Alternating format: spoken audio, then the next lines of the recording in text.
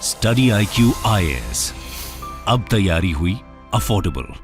नमस्कार दोस्तों, I am sure कि आपने रिसेंटली कुछ खबर सुनी होगी कि टर्की ने भारत का जो वीट है, जो गेहूं है, उसको रिजेक्ट कर दिया था। लेकिन उसके बाद से यहाँ पर एक और खबर ये आ रही है कि भारत का जो चाय है, इंडियन टी, इसको रिजेक्ट किया गया है बाय ताइवान एंड ईरान। ये आप देख सकते हो, after wheat India's tea shipment get rejection. तो इसको डिटेल से समझेंगे, यहाँ पर टी के बारे में जानेंगे, काफ़ी कुछ जानने को है। चलिए आगे बढ़ते हैं। लेकिन उसके पहले अगर आप यूपीएससी की तैयारी कर रहे हैं और अगर आप इसका कोर्स लेना चाहते थे तो आपके पास एक बहुत ही अच्छा मौका है, क्योंकि स्टडी IQ के द्वारा लाइव फाउंडेशन बैच को लॉन्च किया गया है। और ये जो पहला बैच है वो आपका 20 जून से स्टार्ट होने वाला है। इसके अंदर 900+ आवर्स ऑफ लाइव टीचिंग होगा, 1-to-1 मेंटरशिप आप ले सकते हो, जो MCQ बेस्ड लर्निंग होता है, वो सारी चीज़ें आपको फीचर्स मिल जाएंगे बहुत ही कम दाम पर। इनॉग्रल ऑफर आपके लिए सिर्फ 18,500, लेकिन आपको इसके लिए कोड लगाना होगा अंकित लाइव। हमारे ऐप और वेबसाइट पर जाइए और इसको जल्द से जल्द अवेल कर सकते हैं। इसके अलावा अगर आप MCQs अटेम्प्ट करना चाहते हैं तो मेरे इंस्टा पेज पर जा सकते हैं, वहाँ पर स्टोरीज़ में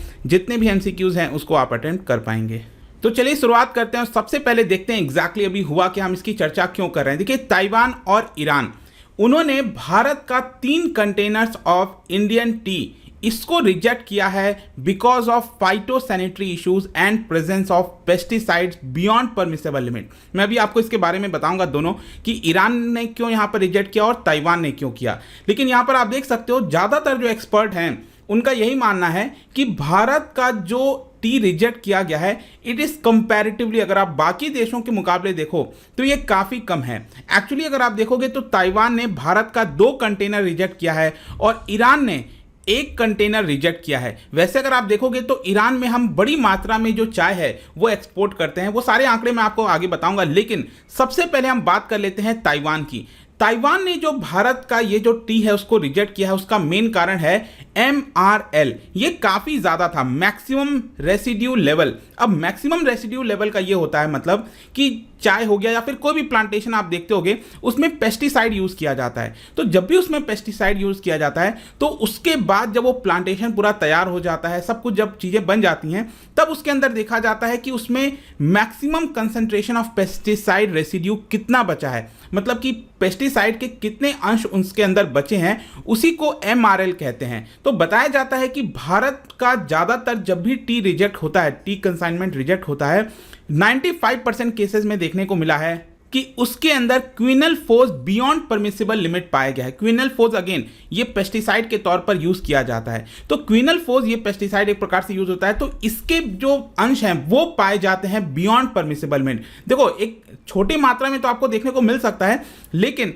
एक लिमिट के ज़्यादा देखने को मिलेगा, तब ज़्यादातर जो एक्सपोर्ट है उसका कंसाइनमेंट रिजेक्ट होता है। जितने भी भारत के अंदर टी सेल किए जाते हैं, they must confirm to the FSSAI जो नॉर्म्स है, food safety standard authority of India के द्वारा जो भी रूल्स लाए गए हैं उसको कंप्लाई करना होता है। लेकिन ज़्यादातर अगर आप देखेंगे हमारे देश के अंदर जो टी सेल होता है उसमें हाई केमिकल कंटेंट आपको देखने को मिलेगा, क्योंकि इसका मेन कारण यह है कि भारत के अंदर जो नॉर्म्स हैं वो स्ट्रिक्टेस्ट हैं इन द वर्ल्ड। पूरे विश्व में सबसे ज़्यादा स्ट्रिक्ट आपको मिलेगा। जैसे कि आप देख सकते हो, हर 1 kg में 1 kg ऑफ टी में मैक्सिमम यहाँ पर FSSAI ने बोला है कि 0.01 mg MRL होना चाहिए, उससे ज़्यादा नहीं होना चाहिए। अगर मैं इसको कंपेयर करके बताऊं कि यूरोपियन यूनियन में जो स्टैंडर्ड है इट इज 0.7, जापान के अंदर जो स्टैंडर्ड है इट इज 0.1, लेकिन आप सोच के देखिए भारत के अंदर जो स्टैंडर्ड है वो सबसे स्ट्रिक्टेस्ट है, 0.01।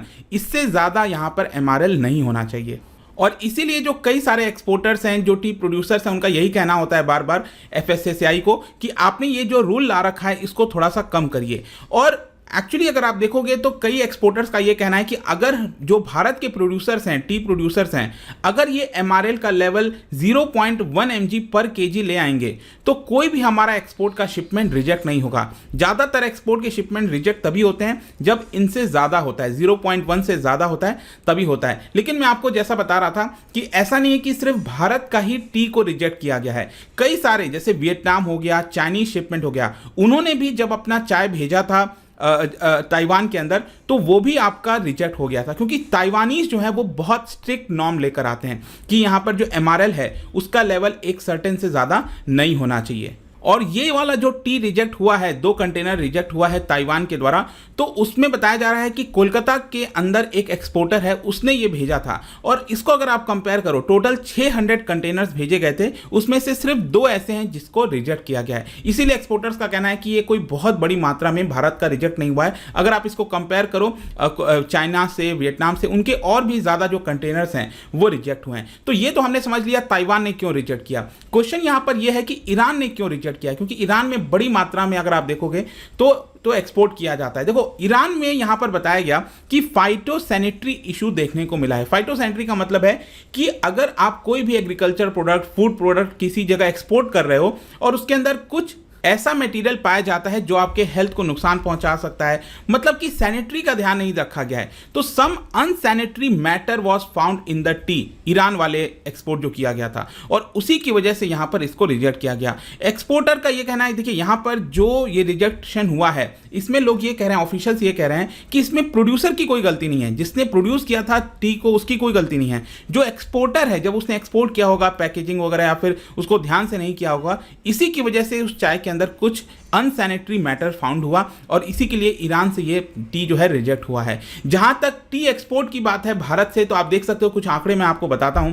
2017-18 में $785 मिलियन का टी हमने एक्सपोर्ट किया था। ये घट गया एक्चुअली, 2020-21 में आप देखोगे तो $700 मिलियन का ही हमने एक्सपोर्ट किया है। और पिछला साल 2021 में आप देखिए तो 195 मिलियन केजी टी हमने एक्सपोर्ट किया, जिसका वर्थ करीब 5200 करोड़ के आसपास था। मतलब टी एक्सपोर्ट जो हमारा बढ़ना चाहिए वो टी एक्सपोर्ट हमारा बढ़ा नहीं है। ज्यादातर हम जो टी सेल करते हैं वो सबसे ज्यादा किया जाता है कॉमनवेल्थ ऑफ इंडिपेंडेंट स्टेट, जो ब्रिटेन का पहले शासन होता था, कॉमनवेल्थ नेशंस आपने सुना होगा, तो एक तो सबसे ज्यादा हम उनको करते हैं, उसके बाद ईरान का नंबर आता है। और इस साल 2022 का यहां पर ऑफिशियल्स ने टारगेट रखा है, बोर्ड ने टारगेट रखा है कि 300 मिलियन केजी जो टी है वो एक्सपोर्ट किया जाएगा। अगेन यहां पर आप देख सकते हो कॉमनवेल्थ इंडिपेंडेंट स्टेट्स, मैंने आपको बताया 22% अकेले इनको किया जाता है। सेकेंड नंबर पर यहां पर ईरान आता है, थर्ड नंबर पर यूएई हम करते हैं, फोर्थ नंबर पर आपका यूएस, और फिर बाकी के देश आप देख सकते हो यहां पर जैसे यूके हो गया, जर्मनी हो गया।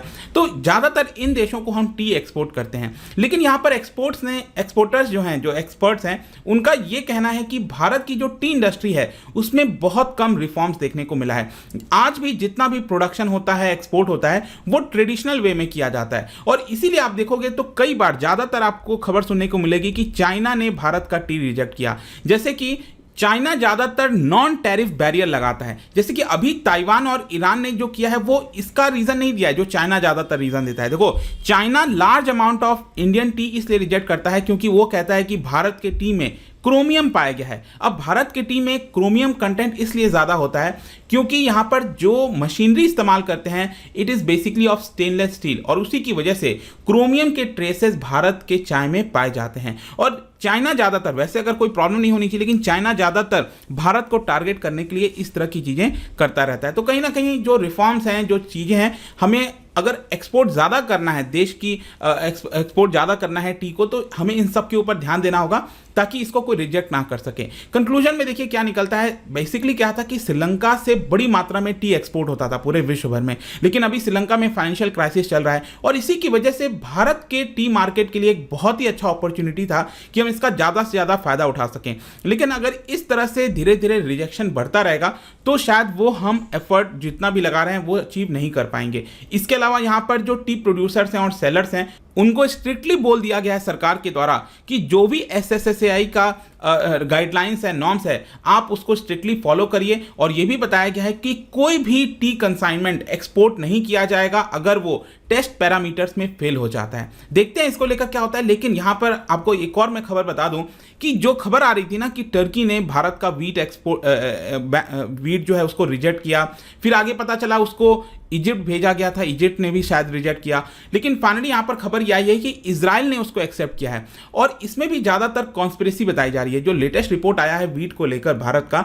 इसमें कॉन्स्पिरेसी अगेन बताई जा रही है कि भारत जो इस हिसाब से फायदा उठाने की कोशिश कर रहा है, क्योंकि इस समय वीट की कमी है यूक्रेन और रशिया वॉर को लेकर, जो कि वीट बास्केट बताए जाते हैं, फूड बास्केट, तो वहां से वो एक्सपोर्ट नहीं कर पा रहे हैं। तो भारत के पास एक बहुत अच्छा मौका मिल गया है। लेकिन यहाँ पर कहीं ना कहीं कॉन्स्पिरेसी के तहत जानबूझकर टर्की ने, इजिप्ट ने, ऐसा एक्चुअली में हमारे वीट के अंदर कोई ऐसा प्रॉब्लम था नहीं, लेकिन आप देख सकते हो इजराइल ने उसको यहाँ पर खरीदने के लिए रेडी हो गया है, तो उसने उतना कोई बड़ा प्रॉब्लम नहीं होना चाहिए। लेकिन यहाँ पर जाने से पहले एक इंटरेस्टिंग चीज आपने देखा होगा, अगर इस साल का यूपीएससी का पेपर आपने दिया हो तो टी को लेकर ही एक क्वेश्चन आ गया था और बोला गया कि इन 4 में से कितने स्टेट ऐसे हैं जो कि जनरली टी प्रोड्यूसिंग स्टेट्स कहते हैं। देखो, इसको लेकर थोड़ा सा कंफ्यूजन ये है क्योंकि ज़्यादातर अगर आप देखोगे जो टी प्रोड्यूसिंग स्टेट्स बड़े मात्रा में टी प्रोड्यूस किए जाते हैं वो 4 राज्य हैं, वेस्ट बंगाल, असम, तमिलनाडु और केरला। ये मैं आपको जो लेटेस्ट आंकड़ा है मार्च 2022 तक का वो आपको बता रहा हूँ, और बाकी के राज्य जो है वो उतना प्रोड्यूस नहीं करते हैं। तो अगर आप इस हिसाब से देखोगे तो इसमें सिर्फ ओनली 1 स्टेट होना चाहिए, केरला। लेकिन ऐसा नहीं है कि आंध्र प्रदेश में नहीं होता, हिमाचल प्रदेश में नहीं होता, त्रिपुरा, इन सभी राज्यों में भी होता है, लेकिन इन 4 राज्यों के जितना नहीं होता है। तो अब देखना होगा कि ये जो वर्ड इस्तेमाल किया गया है जनरली इसको यूपीएससी किस तरह से लेता है। आपको क्या लगता है यहाँ पर आंसर क्या होना चाहिए? क्या ओनली 1 स्टेट होना चाहिए या फिर 3 स्टेट्स या 4 स्टेट्स? Let me know. इसके अलावा जहाँ तक टी की बात है, आप देख सकते हो कि टी की प्लांटेशन जो है वो हर जगह नहीं किया जा सकता। इसके लिए एक पर्टिकुलर टेम्परेचर चाहिए। कितना? एटलीस्ट 8 महीने तक कंटिन्यूसली 21 डिग्री सेल्सियस के आसपास टेम्परेचर होना चाहिए। जो जिस जगह पर इसको उगाया जाता है, टी का प्लांटेशन किया जाता है, वो स्लोपिंग हिल होना चाहिए, क्योंकि अगर जो पानी है वो स्टैग्नेंट नहीं रहना चाहिए, पानी कंटिन्यूसली फ्लो होना चाहिए। स्टैग्नेंट रहेगा तो टी प्लांटेशन उसको सपोर्ट नहीं कर पाएगा। और सॉइल भी अगर आप देखोगे तो पोरस, एसिडिक, लूमी और जिसमें कैल्शियम ना हो, इस तरह का सॉइल जो है वो बेस्ट सूटेड होता है टी के लिए। तो यही पूरी इन्फॉर्मेशन थी दोस्तों रिगार्डिंग टी, जो कि ताइवान और ईरान ने रिजेक्ट किया, इसको लेकर खबर आ रही थी। जाने से पहले एक इंटरेस्टिंग क्वेश्चन आपके लिए, क्या बता सकते हो, क्योंकि टी अगर आप देखिए या फिर कोक हो गया, कॉफी हो गया, इन सब में आपको कैफीन की मात्रा देखने को मिलेगी। क्या आप बता सकते हो अगर बहुत ज़्यादा कैफीन अगर हम लेते हैं, कंज्यूम करते हैं बॉडी में, तो इसकी वजह से कौन सा ऑर्गन डैमेज हो सकता है? इसका राइट आंसर आपको पता ही है, मेरे इंस्टाग्राम पर तो मिलेगा ही। वहां पर अगर आप नहीं हो कोई बात नहीं, टेलीग्राम से भी ले सकते हैं इसका सही उत्तर। मैं कई सारे जो एमसीक्यूज हैं वो यहाँ पर स्टोरीज में डालता रहता हूँ। बाकी अगर आपको पीडीएफ चाहिए तो टेलीग्राम पर आइए, अलग अलग सोशल मीडिया पर आप जुड़ पाओगे।